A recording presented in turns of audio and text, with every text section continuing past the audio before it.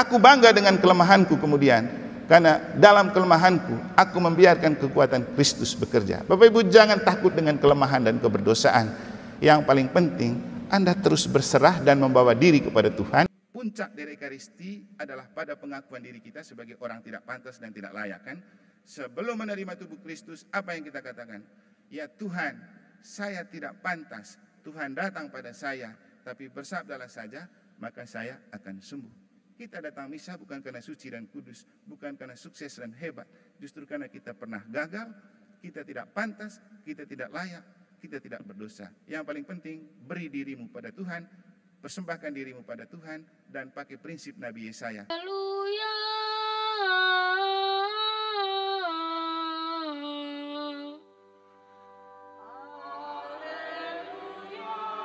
Tuhan bersamamu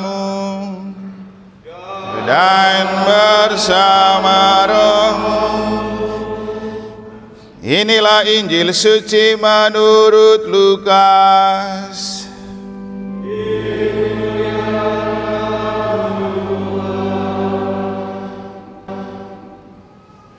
Sekali peristiwa, Yesus berdiri di pantau Danau Genesaret. Banyak orang yang mengerumuni dia hendak mendengarkan firman Allah. Yesus melihat dua perahu di tepi pantai. Nelayan-nelayannya telah turun dan sedang membersihkan jala. Yesus naik ke dalam salah satu perahu itu, yaitu perahu Simon, dan menyuruh dia mendorong perahunya sedikit jauh dari pantai. Lalu Yesus duduk dan mengajar orang banyak dari atas perahu. Setelah selesai berbicara, Yesus berkata kepada Simon, "Bertolaklah ke tempat yang dalam dan tebarkanlah jalamu untuk menangkap ikan." Simon menjawab, "Guru, telah sepanjang malam kami bekerja keras dan kami tidak menangkap apa-apa. Tetapi karena perkataanmu itu, aku akan mendebarkan jala juga." Setelah melakukannya, mereka menangkap sejumlah besar ikan sehingga jala mereka mulai koyak. Lalu mereka memberi isyarat kepada teman-temannya di perahu yang lain supaya mereka datang membantunya. Mereka pun datang lalu bersama-sama mengisi kedua perahu itu dengan ikan hingga hampir tenggelam. Melihat hal itu, Simon Petrus pun sujud di depan Yesus dan berkata, "Tuhan, pergilah dari hadapanku, karena aku ini seorang berdosa." Sebab Simon dan semua orang yang bersama-sama dengan dia takjub karena banyaknya ikan yang mereka tangkap. Demikian juga Yakobus dan Yohanes, anak-anak Zebedeus, yang menjadi teman Simon.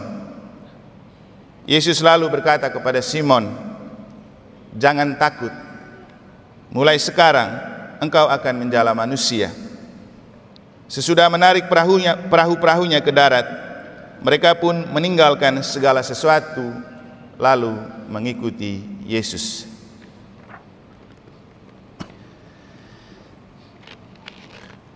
Demikianlah sabda Tuhan.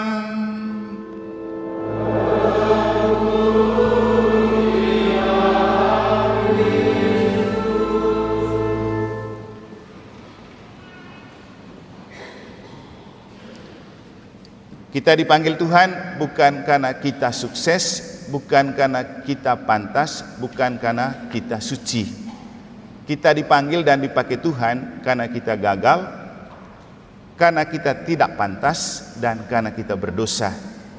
Yang paling penting dalam kegagalan, ketidakpantasan dan keberdosaan, kita berpasrah diri dan memberi diri kepada Tuhan sebagaimana yang telah ditunjukkan oleh Yesaya dengan ucapan, "Ini aku, utuslah aku." Suster, Bapak Ibu, saudara-saudari, adik-adik dan anak-anak sekalian yang saya kasih dalam Tuhan, itulah petikan awal yang saya sampaikan untuk merangkum dan memaknai makna dari dikisahkannya tiga tokoh kunci dari bacaan suci yang telah kita dengar, yaitu Yesaya, seorang nabi di Perjanjian Lama, dan dua rasul hebat yang dipilih oleh Yesus bukan karena mereka hebat dan suci, tapi justru karena mereka pernah gagal dan berdosa. yaitu Paulus dan Petrus. Namun sebelum kita menggali lebih dalam apa perasaan yang bergejolak dan yang mereka miliki untuk perlu kita miliki supaya merasa berharga di tangan Tuhan, saya menyampaikan sebuah cerita update dan aktual yang saya alami kemarin waktu misa sore. Misa sore kan kemarin Romo Boda yang pimpin, lalu saya duduk di situ sambil ngopi. Kebetulan Opa lagi sibuk dengan dia punya urusan koster. Lalu saya panggil, Opa misa atau tugas? Besok baru saya misa Romo, hari ini saya fokus pada tugas. Oke, sini duduk, kita ngobrol sambil ngopi. Tiba-tiba ada salah satu anggota Komsos juga, saya lihat dia berdiri di pintu dengan dia punya HT-nya. Lalu kemudian saya panggil, kamu misa atau bertugas? Saya misa Romo. Lalu saya bilang, mau nggak kamu besok baru misa, hari ini kamu fokus bertugas? Gini dia garuk-garuk kepala. Maksudnya begini, pasti kau ngiler juga lihat saya ngopi di sini, kau kan suka kopi. Artinya, kalau kau mau ngopi sini, saya temani saya, kau bertugas saja sambil pantau, besok baru kau misa. Nanti baru saya jelaskan kepada kamu apa perbedaan antara mengikuti misa sebagai sebuah perayaan dan mengikuti misa sebagai sebuah pelayanan. Lalu ngobrollah kita. Saya bilang begini, kenapa saya ajak kamu untuk membedakan datang misa untuk melayani dan datang misa untuk merayakan misa. Misa itu proses pengudusan kita dari dosa. Kita datang karena berdosa. Tapi kalau kamu datang bertugas, kamu fokus pada tugas karena sebuah profesi, kamu pasti tidak fokus untuk misa. Makanya saya ajak, seperti yang saya ajak ke ibu-ibu tatib, kalau kamu tugas tatib pelayanan, fokus pada pelayanan. Kalau kamu mau misa, fokus pada misa. Jadi kalau sore kamu tatib, besoknya baru kamu misa, atau sore kamu misa, besoknya baru kamu tatib, supaya misanya itu menyucikan dan menguduskan.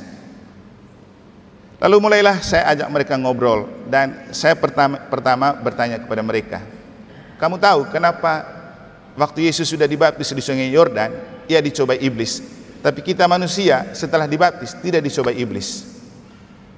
Wih, pusing mereka cari tahu. Sudahlah, saya bilang nanti saya kasih tahu kamu, tapi jangan kasih tahu orang lain, pasti banyak orang yang tidak tahu juga. Kemudian bercerita lagi tentang hal yang lain. Kamu tahu kenapa Petrus menyangkali Yesus waktu Yesus diadili di hadapan Imam Agung dan Pilatus? Ya, karena terkait dengan penyangkalan dan penebusan. Saya bilang tidak. Itu kalau menurut penjelasan asli orang Yahudi, dia itu tidak menyangkal. Karena dia sudah berjanji akan selalu mengikuti Yesus, maka waktu Yesus diadili dia ingin mendampingi Yesus. Supaya dia punya akses masuk, maka dia harus menyangkal bahwa dia bukan murid Yesus. Karena kalau dia murid Yesus, dia tidak diperbolehkan masuk. Tapi kalau dia bilang tidak, dia diperbolehkan masuk. Tapi secara spiritual, itu sebuah penyangkalan yang ada hubungannya dengan penubusan yang kemudian ketika dia dipakai oleh Yesus sebagai rasul. Lalu kemudian saya tanya lagi, saya belum lihat bacaan Injil hari ini, semalam baru saya lihat. Kamu tahu kenapa Yesus itu waktu di laut, dia lihat Petrus dan kawan-kawan yang kita dengar dalam Injil tadi, sepanjang malam mereka menebarkan jala tapi tidak menangkap ikan. Padahal mereka itu profesionalnya sebagai seorang nelayan. Mereka lebih tahu, karena Yesus itu orang kampung dari Nazaret. Maka yang lebih tahu di mana ikan itu ada di laut, cumanlah para nelayan yang setiap hari bergulat dengan laut, karena mereka sudah sangat profesional. Tapi kenapa mereka tidak bisa menangkap sepanjang malam? Karena hidup bukan hanya tentang profesionalitas Bapak Ibu, tapi tentang spiritualitas. Maksudnya bukan hanya kemampuan dan kehebatan dan talenta dunia yang perlu untuk hidup, tapi kerohanian. Nah, itulah yang membedakan ketika Simon dan kawan-kawan melaut dengan profesional, dengan mengandalkan kemampuan dan kehebatan manusia, mereka jong, tidak dapat apa-apa. Tapi ketika ada sentuhan spiritual dengan karya dan kuasa Allah melalui sabda Yesus, itu yang mengubah kekosongan menjadi kepenuhan. Jadi kata-kata Tuhan. Lalu Opa bilang begini, Romo, saya itu sering berhadapan dengan pendeta yang banyak ceramahin saya, dan dia kuasa semua sabda Allah. Lalu saya bilang, mau tahu caranya Opa untuk lawan dia? Apa Romo? Opa tinggal bilang begini saja, Bapak, saya sudah bosan baca sabda Allah di kitab suci. Yang saya mau buat sekarang, bagaimana Allah menjelma menjadi manusia, sabda menjelma menjadi manusia dan tinggal di antara kita. Saya butuh tingkah lakumu, bukan perkataanmu. Pasti dia malu juga. Kenapa? Ada seorang filsuf bernama Descartes, dia mengatakan begini, kalau kamu mau mengetahui pikiran seseorang, jangan mendengar kata-kata dan ucapannya, tapi lihat tingkah lakunya. Dan itulah kebenaran, bukan dari apa yang kita ucapkan, dari apa yang kita lakukan. Nah, membaca ini saya teringat dengan polemik antara Ronaldo dan Messi. Di sini ada fansnya Ronaldo, ada fansnya Messi. Tapi saya hanya mau menceritakan pengalaman dari Gerard Pique, orang yang pernah lama bersama Ronaldo di Manchester United dan orang yang pernah lama juga dengan Messi di Barcelona. Apa yang dia katakan? Ronaldo terlalu banyak bicara bahwa saya itu paling hebat, pemain paling komplit, God sejati. Tapi Messi berbicara dengan kaki. Buktinya, bola emas paling banyak ada di siapa? Messi. Gelar paling banyak ada di siapa? Messi. Piala dunia dari siapa? Messi. Messi berbicara dengan kaki atau perbuatan. Ronaldo berbicara dengan mulut. Bapak Ibu, keberadaan pribadi kita bukan ditentukan oleh apa yang kita ucapkan, dari apa yang kita lakukan. Maka dalam hidup kadang-kadang orang omong besar itu seperti tong kosong nyaring bunyinya. Orang yang paling protes dan omong banyak dalam hidup gereja itu orang yang imannya kosong. Kadang-kadang juga kurang aktif tapi omong paling banyak. Padahal beriman itu punya filsafat seperti padi, semakin berisi semakin merunduk. Orang kalau semakin beriman, semakin rendah hati, semakin tidak banyak omong, semakin banyak membuat. Lalu saya kasih tahu kepada Opa lagi, kasih tahu juga orang yang menceramahin Opa, kalau berdoa jangan memuliakan Tuhan. Tuhan itu tidak haus kemuliaan. Karena apa?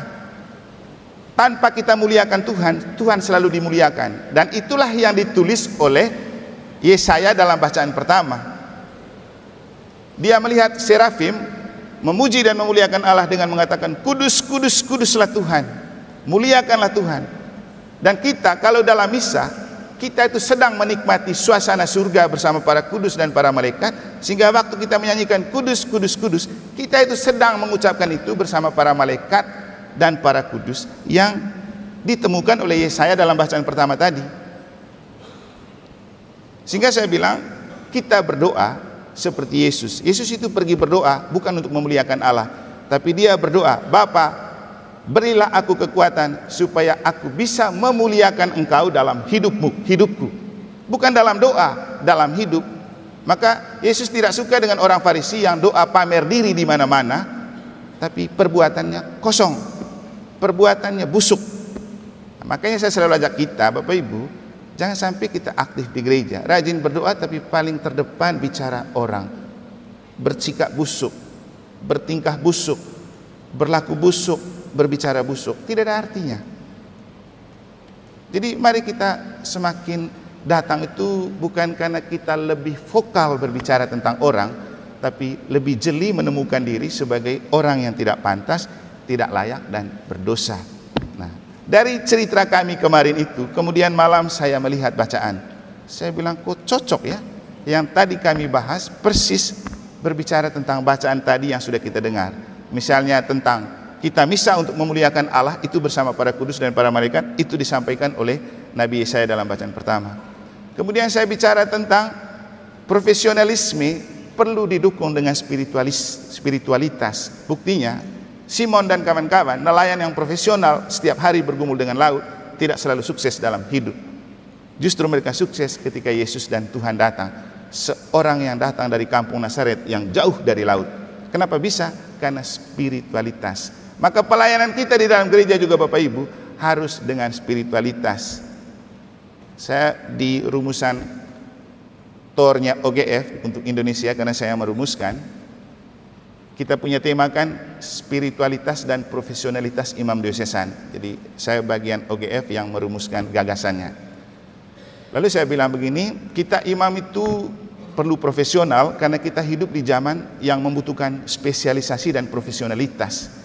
Tapi jangan terjebak dengan mengandalkan profesionalitas tanpa spiritualitas. Maka spiritualitas imam itu tetap penting. Karena kata orang, pelayanan dengan profesional seringkali menghasilkan popularitas. Populer tapi tidak suci. Tapi pelayanan dengan spiritualitas akan menghasilkan religiusitas, membuat kita semakin suci. Artinya Bapak Ibu, kita melayani di gereja itu perlu dengan profesional, tapi pelayanan itu membuat kita semakin suci dan kudus. Kita tatib, kita kor, kita kerja di komsos, kita melayani lektor, organis. Dengan cara itu kita makin menyucikan dan menguduskan diri, bukan membuat kita semakin populer. Karena kalau kita melayani untuk populer, tidak ada gunanya untuk penyucian diri. Kenapa penyucian diri ini penting? Inilah inti dari yang mau disampaikan oleh Petrus dan Paulus. Petrus, ketika Tuhan telah menunjukkan mujizat dengan membuat mereka menangkap ikan begitu banyak, apa yang Petrus buat dari kisah dalam Injil? Apa tadi Pak Gerix? Bayangkan, setelah dikasih kesuksesan, bukannya dia bangga, tapi dia bilang, Tuhan segera pergi dari kami ini orang berdosa, tidak pantas. Mengapa Bapak Ibu? Saya tadi malam tulis di status FB dan story, perlu juga kita kepoin, ngapain Petrus sudah diberi keberhasilan kok, bukan menemukan diri senang bersuka cita, tapi menemukan diri berdosa. Kenapa Bapak Ibu? Ya, inilah yang Tuhan butuh, bukan orang yang mengakui diri suci dan kudus, tapi orang yang menemukan diri karena kesuksesan, dia makin menemukan kerapuhan, kelemahan, ketakberdayaan dan keberdosaan. Itu jauh lebih penting. Kita kalau sukses sudah di atas angin, tidak anggap semua yang lain, tidak anggap gereja, tidak anggap Tuhan. Padahal waktu mau sukses, novena sampai lutut bengkok-bengkok. Giliran sudah sukses, lupa Tuhannya, lupa Bunda Marianya. Itu kan orang yang angkuh. Dan dosa utama dan pertama yang paling besar dari 7 dosa pokok adalah keangkuhan dan kesombongan. Seringkali kita menjadi orang Katolik yang angkuh dan sombong, karena sudah banyak aktif, sudah sering berdoa, kita merasa kita lebih suci dan kudus dari orang lain. Belum tentu, karena perbuatanlah yang menentukan kesucian dan kekudusan, bukan kata-kata. Jadi Petrus justru karena menemukan dirinya itu sebagai orang berdosa, Yesus catat baik dia. Dan dalam perjalanan hidup Petrus, kita menemukan Petrus bukanlah seorang figur yang suci dan kudus. Menyangkali Yesus iya, melawan Yesus iya, pernah dibentak Yesus iya. Yesus sampai marah, nyalah engkau iblis. Itu Petrus. Tapi apa yang terjadi Bapak Ibu? Inilah orang yang dipakai oleh Yesus menjadi dasar gereja. Engkau adalah Petrus, Kefas, di atas batu karang ini kudirikan jemaatku. Allah maut tidak dapat menghancurkannya. Apa yang kau ikat di dunia akan terikat di surga. Apa yang kau lepaskan di dunia akan terlepas di surga, dan kepadamu kuberikan kunci kerajaan Allah. Petrus lalu menjadi paus pertama. Paulus adalah penjahat kelas kakap yang sangat tidak suka dengan Yesus dan para pengikut Yesus. Sampai suatu kali ketika dalam perjalanan ke Damsyik untuk membunuh murid-murid Yesus, Yesus pergokin dia di jalan, membuat dia buta, menggenggam dia. Dan itu pengalaman yang membuat Paulus merasa dia tidak pantas jadi rasul. Makanya dalam bacaan pertama dalam surat kepada umat di Korintus dia bilang apa? Banyak orang yang kepadanya Yesus menampakkan diri, banyak orang rasul hebat, dan saya adalah rasul yang paling tidak pantas dan tidak layak di antara para rasul. Itu kata Paulus. Tapi apa yang terjadi? Paulus diberikan kepercayaan oleh Yesus untuk mewartakan Injil kepada seluruh dunia. Maka dia disebut sebagai rasul terbesar kedua setelah Petrus, dan diberi gelar rasul para bangsa. Kalau tidak ada Paulus yang mantan penjahat itu, kita tidak mengenal Yesus. Jadi Bapak Ibu, kembali ke apa yang saya katakan di bagian awal, kita dipakai Tuhan bukan karena kita pintar, bukan karena kita hebat, bukan karena kita sukses, bukan karena kita suci dan kudus. Justru Tuhan pakai kita karena kita pernah gagal, karena kita bahkan penjahat dan tidak pantas, kita berdosa. Supaya dalam ketidakpantasan dan rasa berdosa itu, kita membiarkan kekuatan Kristus bekerja, sehingga bukan lagi kita yang hidup, tapi Kristus yang hidup di dalam diri kita. Dan inilah yang pernah dikatakan oleh Paulus. Dia kecewa dengan kelemahan yang dia miliki, lalu dia minta kepada Tuhan, Tuhan, seperti ada duri dalam daging yang menghantui aku, yang semua membuat aku lemah dan selalu jatuh ke dalam dosa. Kalau Tuhan mau, cabutlah itu dari dalam diriku. Apa kata Yesus?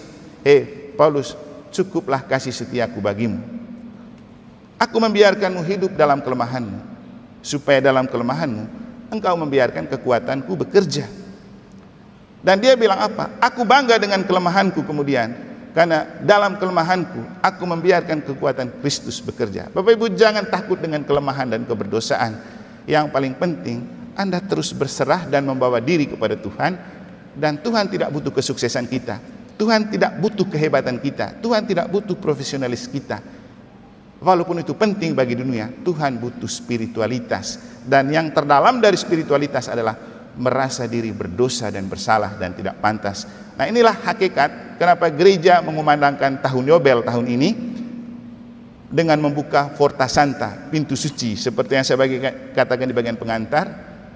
Monsinyur Sipri dalam renungan kepada para imam Unio Keuskupan seluruh Indonesia, 38 keuskupan, para ketua dan pengurus, kebetulan dia duduk di samping saya yang mengoperasikan itu kata-kata yang saya ingat. Ide tentang tahun Yobel tahun ini bukanlah hasil intuisi dan mimpi dari paus dan para uskup, tidak. Itu murni gerakan hati umat yang rindu akan belas kasih Allah sampai di lubuk hati terdalam. Karena menemukan diri sebagai orang berdosa, orang tidak pantas, dan orang tidak layak, makanya kita butuh belas kasihan Tuhan. Bapak Ibu, puncak dari Ekaristi adalah pada pengakuan diri kita sebagai orang tidak pantas dan tidak layak, kan? Sebelum menerima tubuh Kristus, apa yang kita katakan?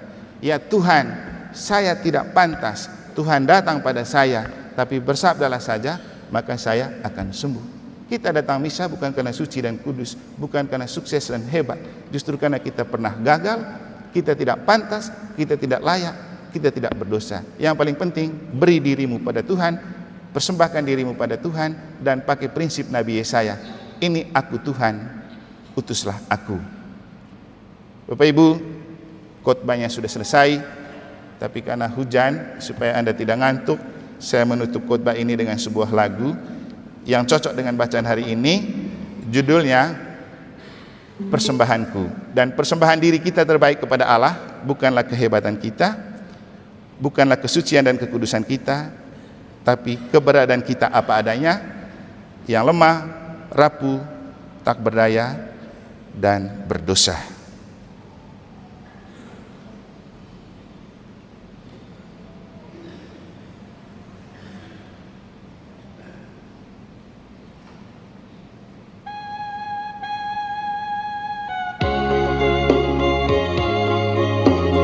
Silakan Anda memaknai untuk diri Anda masing-masing, dan inilah cara terbaik untuk mempersembahkan diri kepada Tuhan.